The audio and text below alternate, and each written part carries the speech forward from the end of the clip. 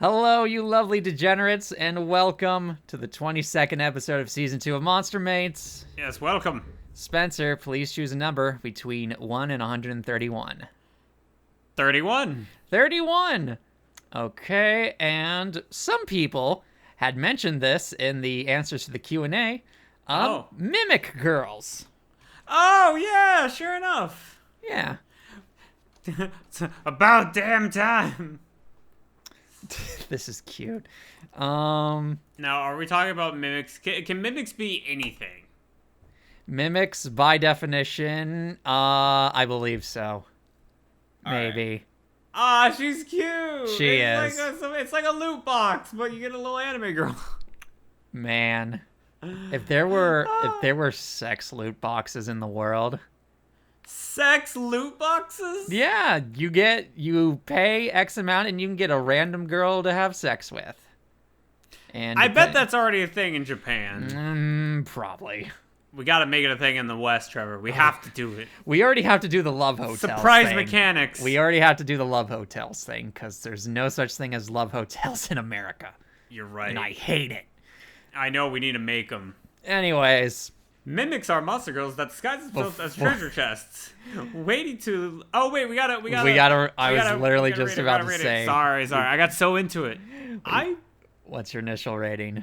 I'm gonna give this a 6. You're giving this a 6. I think I'll give this a 5. I'll give this a 5. All right, so since you seem so into reading this, go right ahead, Spencer. Well, thank you so much. Mimics are monster girls that disguise themselves as treasure chests, waiting to leap out and rape unsuspecting adventurers. What seems to be no more complex than a rapist hiding in a box. In fact, disguises various substantial practical problems about ergonomics and locomotion, leading wandering scholars to propose that mimics have powerful illusion teleportation and pocket dimension hopping abilities. Can we just pause for a second? What? What seems no more complex than a rapist hiding in a box? I mean, just that sentence makes me laugh. They're not wrong. It's just the rapist hiding in a box. Yeah, dude, the pocket dimension is great. That's pretty good. The basic mimic has 2 subspecies than Jin of the Jar, who just uses a different shape disguise, and more esoterically, Charybdis, who hide in a big barnacle on the seafloor. I think we did that one, didn't we? No, I mentioned the Charybdis. We have not done the Charybdis. Okay. Yeah, I mentioned it in a different episode, but yes. Gotcha. Monsters with the ability to set a trap by mimicking treasure chests, they live in places such as towers and caves. And in dungeons that adventurers visit, they blend in among the treasure chests and wait patiently for a man to open it himself. They have magic that can teleport themselves to other locations. While I am not sure about their source, they can get information about dungeons that have a lot of traffic, dungeons that have rare treasures, etc., and even more from a place to place based on that information. Since they may rarely sleep in 2 houses or castles, one should never let his guard down, even with treasure chests outside of dungeons. When a human man who will become their prey opens the treasure chest, the mimic will leap out with great force and startle the man. Then use a charm or a binding spell to seal his movements. Then, as if to present themselves as a treasure chest, they show off in front of the man while undoing their own ribbon, exposing their naked body. They will offer their bodies to the man along with plenty pleasure while milking out his spirit energy to feed on. If the man strikes their fancy, he will be dragged inside the treasure chest. The man dragged inside will disappear somewhere, and the only thing remaining will be an empty treasure chest. According to one explanation, the inside of the treasure chest is a space where they have created with magic that exists within a different dimension. It is said that they will continue to have sex alone together in that place where they will not be disturbed by anyone. Their weak point is the keyhole of the treasure chest. If a key corresponding with the keyhole were to be inserted before the mimic jumps out, she would be spit from the chest and the chest she was within would disappear in a flash of light. Due to the disappearance of the chest, the mimic would lose her magical energy and become completely powerless. Oh. It would probably be possible to capture her. However, thus far, a key corresponding to the keyhole has not been discovered. It is said that even when a skilled thief attempted to picklock it, it would still not open. The key's your dick, my guy. However, on one occasion, there is a man who succeeded in unlocking the chest by inserting some kind of bullshit God damn. Other than a key into the keyhole. According to that man, the moment he unlocked it, the mimic clung to him for some reason, and he ended up being joined with her. The mimic became very submissive, and she would do anything he asked. So he took her home with him. However, she may have needed to replenish her demonic energy that she had lost with the spirit energy, as she was far more lustful than any ordinary mimic. She was always wanting to offer her body to the man. It is said that she even ended up begging him to ravish her. It could likely be said that the man literally obtained a mimic by unlocking the treasure chest that the mimic was inside. Huh. Oh my goodness. So that's funny. I like these. I don't know why I like them. Oh man. I think the concept of, can you figure out if it's a mimic or not? Then if you do or don't, you get punished. Yep, pretty much. Literally, you just see a room full of treasure chests. It's like, well, drops pants. Time to get to work. Time to fuck each keyhole. Now, my question is because I would say in Dark Souls or in a lot of the other games, you can kind of tell. Yeah, there are little tells. Yeah, there's very small tells. With the Dark chest Souls, breathing. Yeah, with the Dark Souls mimics, there is, you stare at them long enough and they take a breath. Or alternatively, I believe their chain is... It's not curled up in a circle. It's like it's a little fucked up. Yeah, exactly. Now, my thinking on this one is, one, I bet the breathing is a thing. I bet you can tell by the breathing. Probably. I bet you could also tell by, obviously, hitting it. Now, my question is the mimic girl, is the girl, like, feel what the chest feels? I would imagine so. Because from what I'm understanding from this, the mimic uses her power to basically contain herself within the chest. So I would say that chest is a part of her, basically. I see. Yeah, it's like a second skin, if you would. But she can take it off. Yeah, she can. Which is concerning to me. I don't know why that would be concerning to you. Like, I don't know. It's not like take off. Things that can take off its skin kind of creep me out. I mean, it's not like she's ripping off her skin or anything. She's literally just making the chest disappear. That's fair. All right, so what would all right. What are the positive things about this for you? What do you see about this that you like? Okay. There's an obvious thing here of, do you want to be the dominant one or do you want to be the submissive one? And do you like surprise fun times? If you like the surprise fun times, this would be very good. Honestly, I can just see the scenario if I figure out it's a mimic and then I go to the place where I think like the second skin over her butt would be, and I would just slap. Just smack that ass. Yeah. She's gonna trick me. She's gonna get something for it. I like I've seen hentais where like the mimic girl pulls in the female adventurer or like the dojins. Oh, yep. And then it just divulges into just forever trap pleasure time. Yep. Now, here's the thing. Would I specifically like to? No. But I think this is weird, but but I would enjoy the knowing, being like, wait, where'd that other female adventurer go? And then just see like a chest just disappear and be like, oh.